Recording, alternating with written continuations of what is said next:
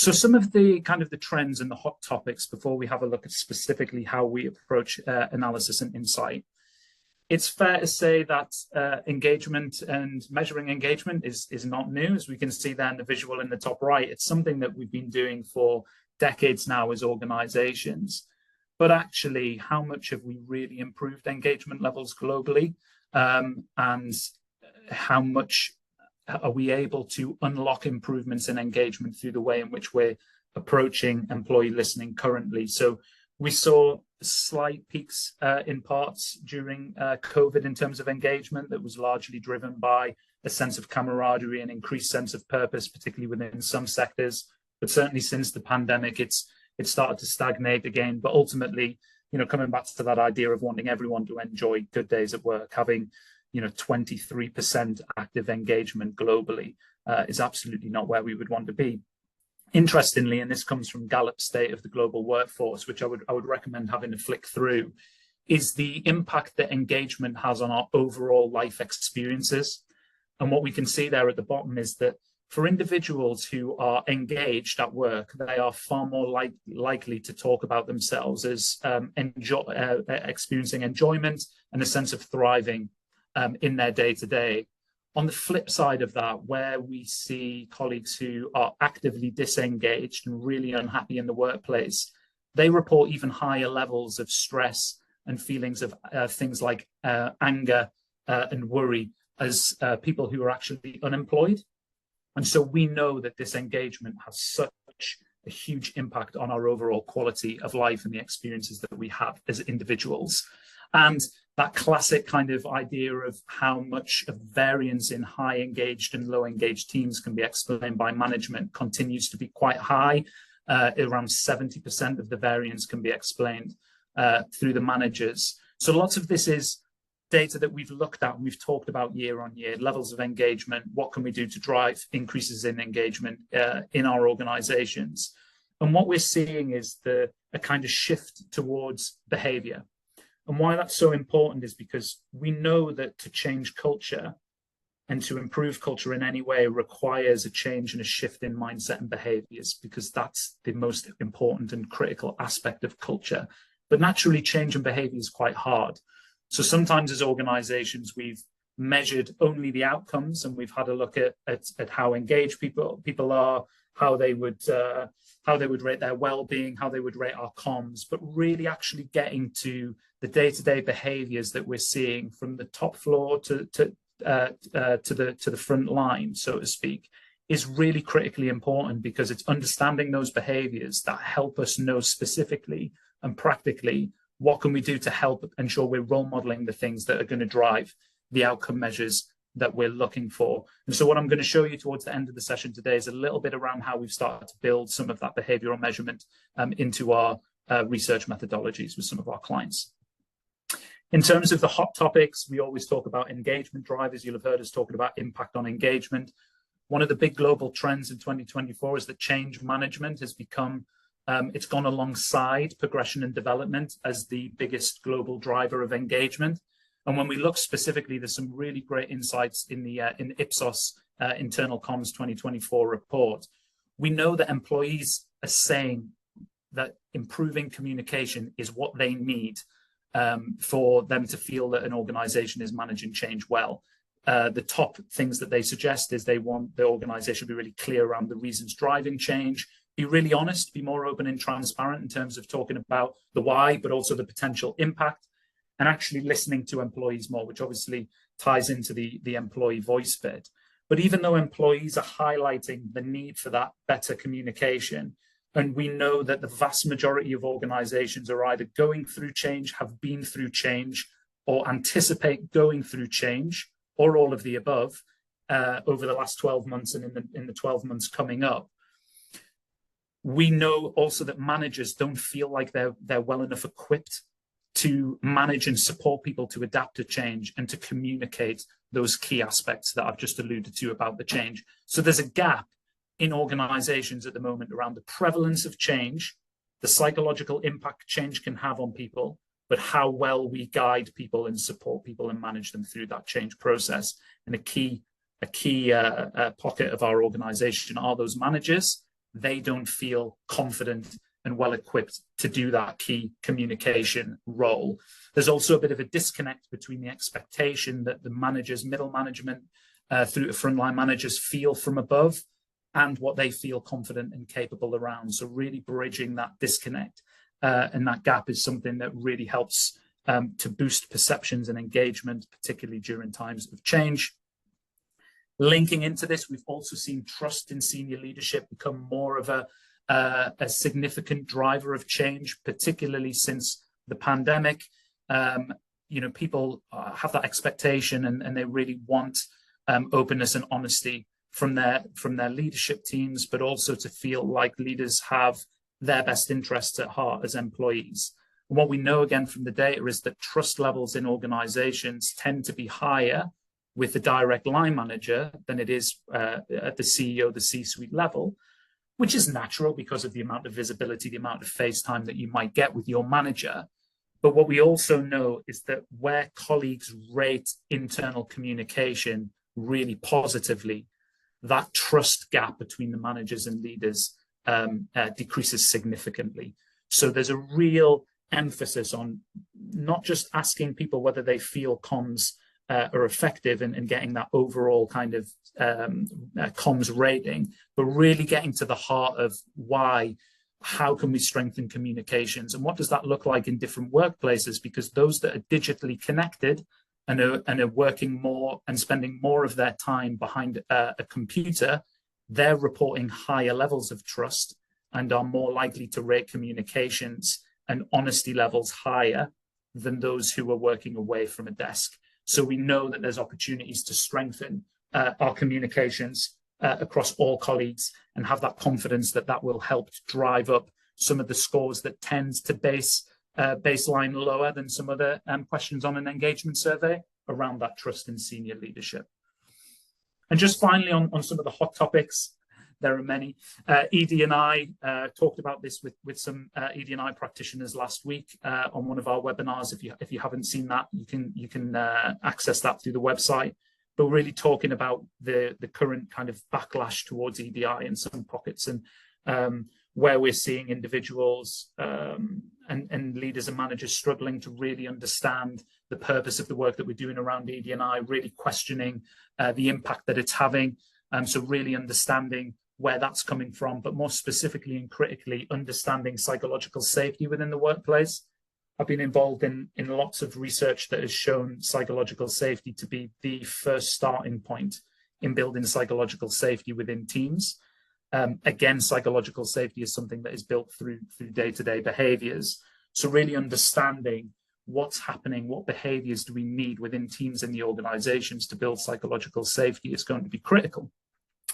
Because the data that is on the right-hand side there, which comes from some work that Amy Edmondson, who's a leading author in the field of psychological safety, and some of her colleagues did, which is published on HBR, is that actually we often talk as organizations about company culture, and particularly when we recruit new hires, we talk about the culture of the organization. But what we can see here through their research is that the levels of psychological safety for new starters dips dramatically when they're coming into a team where team levels or departmental level psychological safety is low. So essentially what this is telling us is that it's often coming down to good luck or bad luck as to whether someone's coming into the organization and really able to be themselves, have that voice, express their opinion, challenge things. That's only happening and able to happen where new starters are coming into teams that already have high levels of psychological safety. And similarly, from a well-being perspective, what we're seeing globally is that reported symptoms of anxiety and depression are at their highest levels that they ever have been since Ipsos collected data within 16 to 24-year-old age group. They also happen to be the group that tend to express a desire for more days working from home. So if we connect that into some of the data around connection to the comms and trust in the leadership from people working from the office, there's also this piece that lots of you will be playing with around the hybrid working versus remote working, and how do we get this right, and how do we understand what people want and need, but also have this understanding of the impact that it can have on well-being levels. Because as we mentioned, anxiety and stress levels and reported symptoms of depression at the highest that they have been in 16 to 24-year-olds, but also reported loneliness levels are higher in colleagues under the age of 35 than it is for colleagues over the age of 35. So understanding these generational differences and connecting what employees are saying they want with what the data and the evidence tells us has an impact on their well-being, their engagement, and the productivity of the organization is a hugely important story to tell, and connecting all of those data points is absolutely key. And underpinning all this, managers and leaders play a huge role in that. We talk about behaviors, role modeling the right behaviors to build psychological safety, to deliver great communications, to really enhance and evolve and embed that culture that we're looking to create inside our organizations. We know that there's a huge responsibility on leaders and managers in that space, and lots of HR directors are talking about how we build that capability and those skills that leaders and managers need to manage a multi-generational workforce, to manage a workforce that's more dispersed, and all of these other challenges that we've talked about. So hopefully that helps you get a bit of a sense of what we're hearing, the different areas that organizations are doing more detailed and focused research around. And hopefully it prompts some thoughts on some areas that you might want to pick up and do more focused surveying on in the future. Sorry, Ryan, we have had a question just going back to the one slide, so I thought it'd be a good chance to answer that one now. So the question that we've had is, what behavioural indicators are you using to measure psychological safety? Absolutely. I've got a slide that will come onto that to show what some behaviours, and there's something that we could share post the session as well. But essentially, the thing with psychological safety is that often managers and leaders will talk about their teams having psychological safety. So they will say, "Oh yeah, my team can speak up. They can be themselves. They can challenge things." But actually, psychological safety is built through or destroyed through the day-to-day behaviors that we see. So it's that day-to-day behavior that's being role modeled, and simple things like speaking over someone in a meeting, or expressing an opinion on a way to do things as a manager, for example, but then being dismissive of any ideas that are suggested. They're examples of behaviors that harm psychological safety. True active listening, being really open to feedback, asking colleagues for their thoughts on different challenges and their ideas, but really showing that listening and that appreciation, praising and recognizing people where they're doing things that are expressing an opinion or challenging. They're the kind of examples of day-to-day behaviors that can help to build psychological safety. But what I'll get onto is showing an example of how you can even pick up some of this behavioral insight at scale inside your organization. So I've talked about a lot of hot topics there. What do the people science team here at WorkBuzz do? Well, whether it's WorkBuzz and whether you're a large organization or you're an organization of only 50 people, I really see employee listening as being the same for any organization anywhere in the world. There's four kind of really critical aspects to it. The listening strategy piece is really about understanding your cultural aspirations, the challenges that you're facing within your specific context, some of the big priorities that you're working on as an organization, and really understanding what role people and data and insight, what role that can play in helping inform some of the work that you do, and to help inform whether you're making progress in the right direction against some of your bigger people and culture and business goals. From that point of view, if you do that really well, it becomes then quite easy or easier to craft the surveys and really understand what's the best way to ask these questions to get you the insight that you need. And then the point that I'm going to build on a little bit further in the rest of this session is around that third section, the real kind of storytelling aspect of, okay, we've closed the survey, we've got some data. How do we actually turn that into insight? How do we really quickly and concisely tell a story to our leadership team that answers the "so what is this data set telling us" question in a really powerful and impactful way?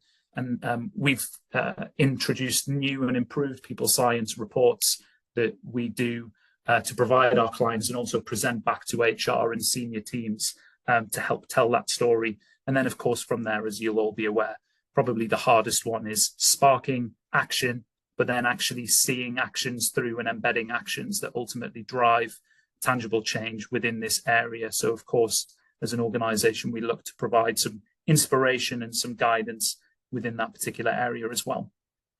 So as I mentioned, for those of you who have used our insight reports before, these might look quite different. They've definitely got a different look and feel, particularly in line with the new WorkBuzz branding. And for those of you who haven't used our reports before, essentially what we look to do is to distill a lot of what's in your dashboard and all of the really useful and comprehensive data that's in your dashboard into a concise set of insights and a story that we can then present back to your senior stakeholders. And that can bring some of the really important things that everyone wants to know after they've run a survey. For example, if it's an engagement survey, what was our overall score? How does it benchmark? You know, what does it look like within our different main departments? We provide all of that, but we can go a little bit deeper and focus in on some specific areas of interest or some specific challenges. And for example, on something like intent to stay, we can go a little bit deeper and look at the relationships between different questions. So how people have responded to one question on a survey, how have they then responded to other questions on a survey, and just going a little bit deeper to surface some really interesting patterns and trends. But also from a new look and feel perspective, everything looks much cleaner, much slicker in line with our new branding. And there's also the opportunity to explore weaving in some of your own branding and coloring as well, just to bring the kind of the one team, one partnership value between us and yourselves as our customers even stronger, more strongly together.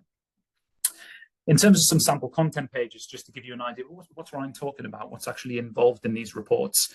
We can include executive summaries in there, which is if you were to just give one page to a really time-poor leader so that they could read it in a few minutes and get an idea of what's happening in the business and what we should probably consider moving forward, we include that in there for you.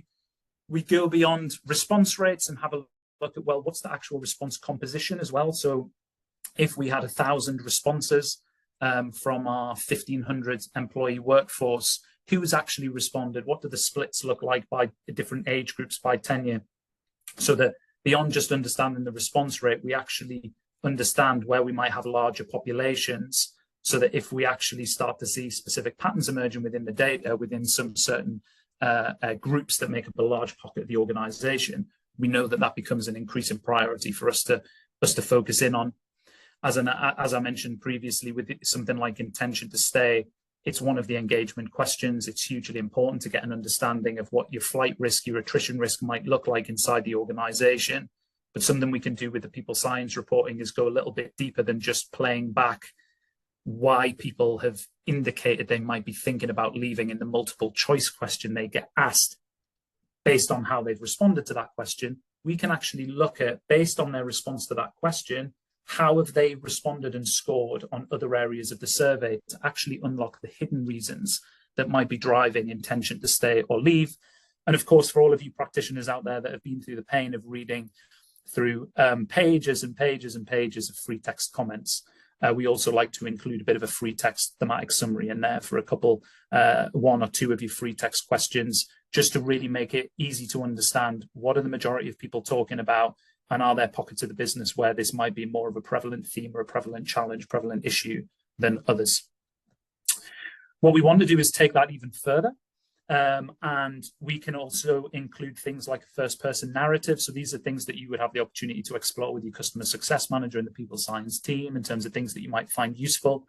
Some organizations that I've worked with really love this type of first-person narrative, because it essentially summarizes and distills large sets of employee data into a story of what the typical employee might say if you were to ask them how they feel working for your organization. So this works really well as that kind of emotional, evoking that emotional response and really bringing to life within your specific context and industry how the everyday colleague is talking about what it's like to work for your business, your brand. And then the behavioral focus, as I've mentioned from the beginning, research is evolving. We know that to really unlock real positive step change improvements in culture, we need to get a better understanding of behaviors.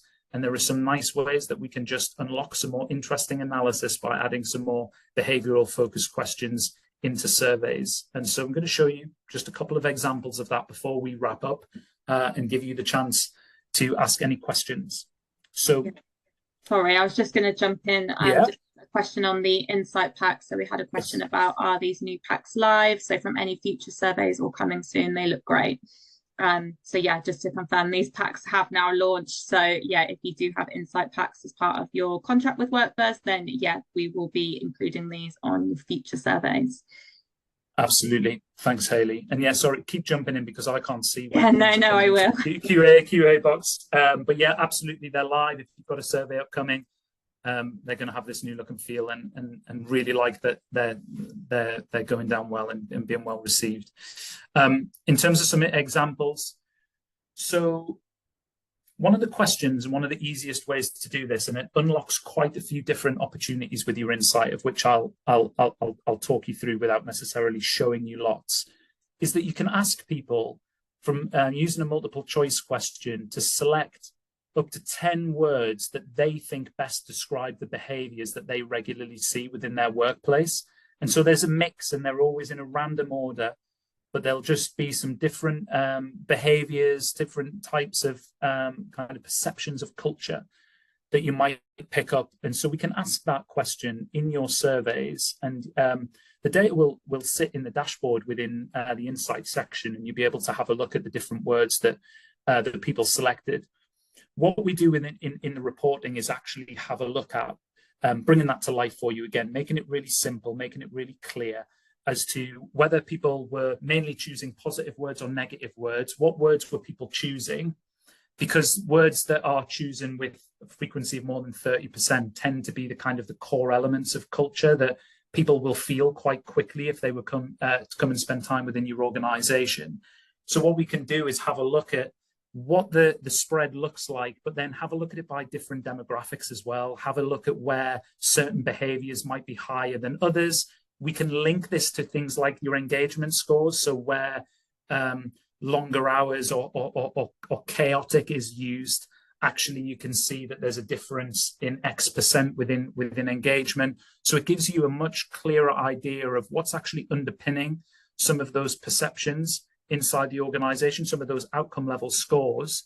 But what we can also do is have a look at, like I said, by the different demographics. So here is an example on the left-hand side. You could see that some of those behaviors, the difference between male and females is vastly different. And some of those, inclusive being one example, where the difference is 78% of male colleagues chose that as a word to describe the culture, but only 22% of female colleagues. So this is looking at birth assigned gender.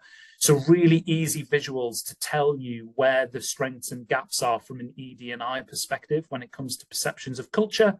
And then also on the right-hand side, just an idea by some of your engagement categories. So I know these will look different, but imagine these being bespoke to what they are for you to use them. I've used some of the typical categories we have in here around comms, well-being, reward and recognition.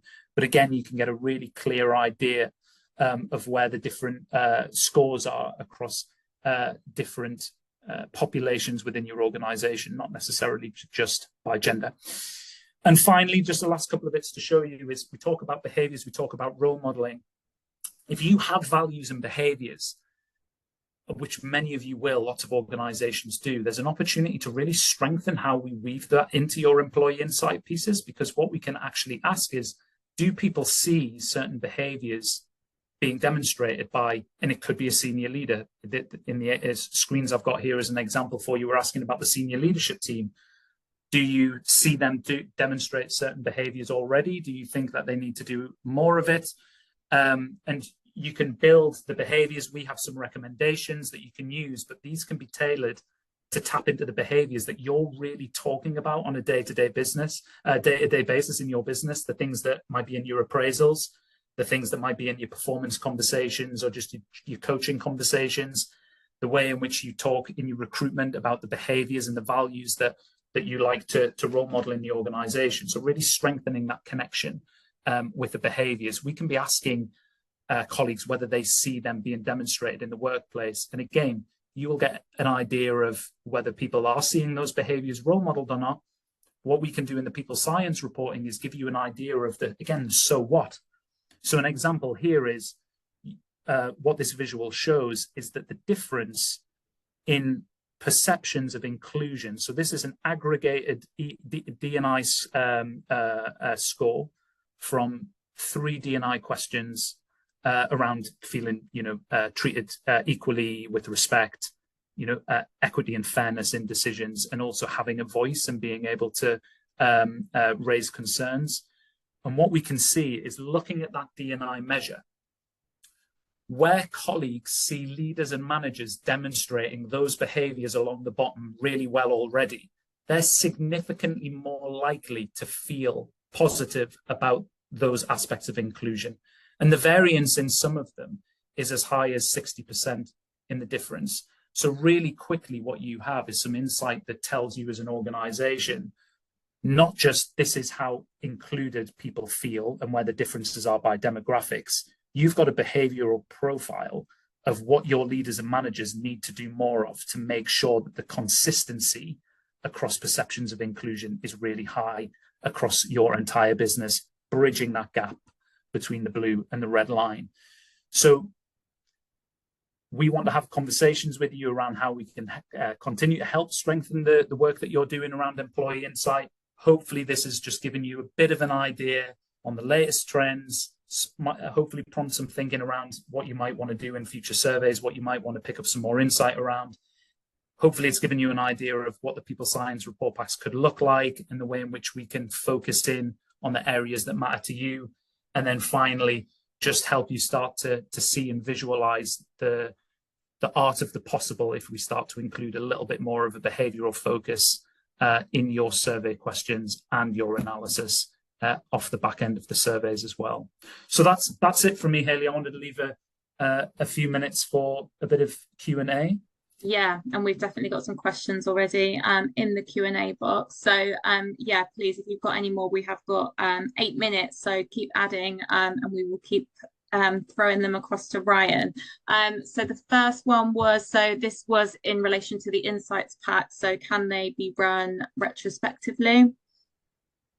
Yeah, absolutely. We've done that recently. I would always just caveat that with it, wanting to know how long the time frame is. So if it's still data that you're working through and working with because it was relatively recent, then yes, absolutely. But I wouldn't want to start doing reports for you based on maybe early 2023 or mid 2023 data, for example, if it wasn't going to feel relevant or reflective of what might be happening in the organization now. Great, thank you. Do you do personalized insight packs for specific departments?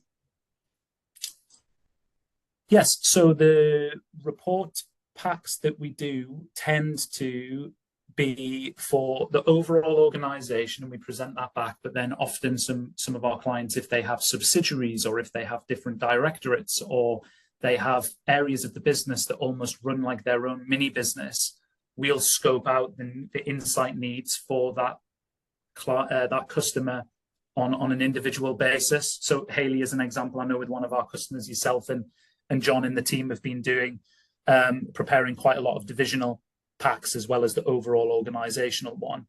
But the focus for those reports can be quite different because a tech team, for example, might be facing very different challenges or have quite a different context of what they're experiencing at the moment compared to an operations team, for example. So yes, we always want to make sure the insight focuses on things that are most relevant to departments as well as that overall organizational level.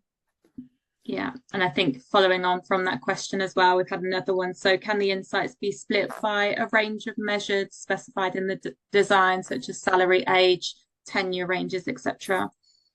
Yeah, absolutely. So my preference with things like that and how we approach it is to, and it comes back to that point around condensing really large data sets into concise insights. So we'll tend to, in the insight packs, focus on the demographics that are showing us and telling us something really interesting.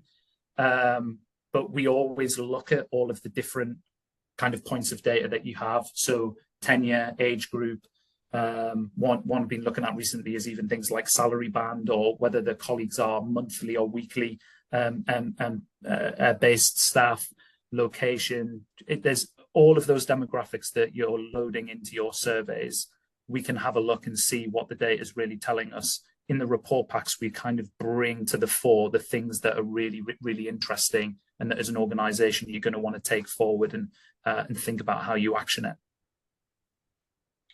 Great, thank you. A couple more coming through. So yeah.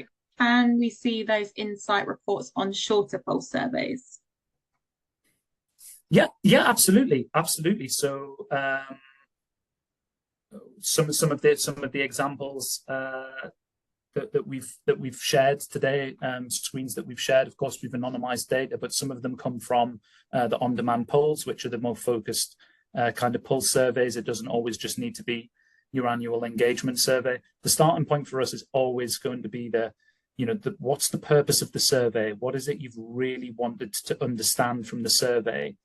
And having that conversation with the CSMs involved as well as to what are you really interested in exploring post-survey? And what we do is we use that to kind of direct and influence the storytelling that we do, so that the report packs feel like they're answering the questions and they're being contextualized within, they're being contextualized to feel relevant, and so that they resonate with what it is that you're trying to do as an organization.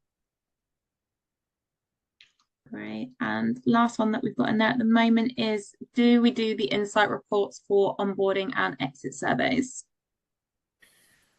Very good question. We can do insight reports for you with onboarding and exit. Naturally, you'll have seen some of the intent to stay, intend to leave bits that we pick up from a core survey. But actually, if you also have what we're hearing from onboarding, what we're hearing from those who exit, and even if things like we have your real attrition data from your organization, if you have it, we can actually connect all of those data points together to kind of pull that compelling story together. And as a people science team, that's the thing that we love to do. So the more data points that we can connect and work with, the better. If we were looking at very specifically just a set of onboarding and exit survey data, absolutely, we can look at what the reporting might look like for that. It's just, it might be shorter, more concise, and therefore be spec'd and scoped quite differently to a bigger engagement survey report. But yes, wherever you're collecting survey data, there's the possibility for us to do some insight report work with you. Great, thank you. And then just one more that's just come through. So how and do we run action planning workshops? Very good.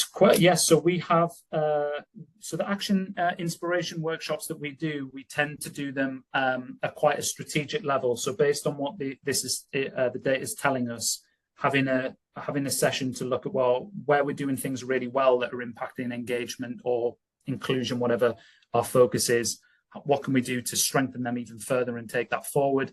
And then on the areas that have been identified as ways we can improve, again, how do we do some ideation around the action planning?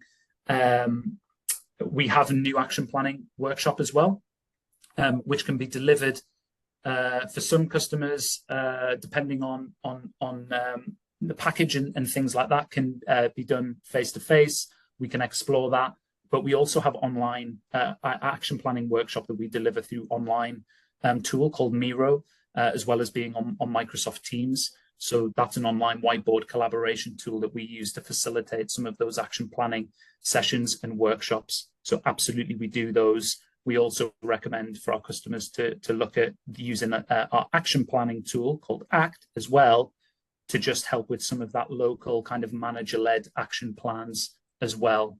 But yes, the action planning inspiration is something we can do. I feel like I've answered all of these questions in a long-winded way and then just said the answer's yes.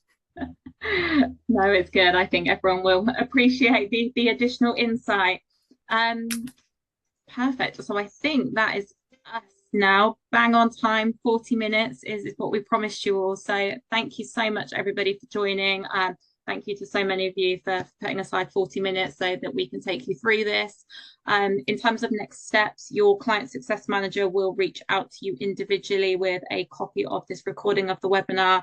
And just to follow up, really, if you've got any questions about anything that you've seen today.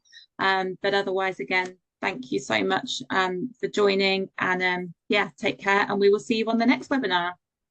Thanks, everyone. Thank Really you. appreciate you joining. See you all soon. Take care. Bye. Bye.